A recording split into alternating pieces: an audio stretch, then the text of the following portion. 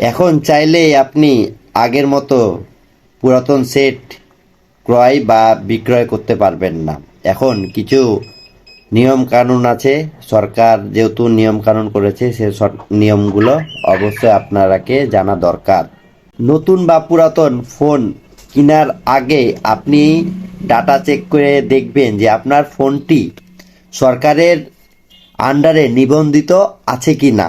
এজন্য আপনাকে কিছু কাজ করা লাগবে। স্টার 1616 এটি ডায়াল করার পর দুইটা অপশান আসবে, একটা 1 একটা 2। যেহেতু আপনি স্ট্যাটাস দেখবেন, স্ট্যাটাস দেওয়ার পরে আপনার ফোনের আইএমই নাম্বারটা সুন্দর করে এখানে বসিয়ে দিবেন। তারপরে আপনাকে ফিরতি মেসেজে জানিয়ে দেওয়া হবে যে আপনার ফোনটি সরকারের আন্ডারে আছে কি না। এগুলো করার পরে আপনি সেটটি যখন দেখবেন যে নিবন্ধিত আছে তখন আপনি সেটটি ক্রয় করতে পারবেন।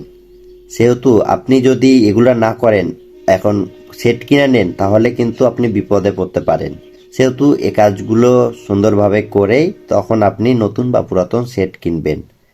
এতে আপনার যদি সরকারে নিবন্ধিত হয় তাহলে তো আপনাকে টাকা দিয়ে কিনতে হবে, তাহলে আপনি ব্যবহার করতে পারবেন। এখন যদি আপনি কেনার পরে দেখেন যে কাজ হচ্ছে না, তখন আপনার টাকাটা নষ্ট।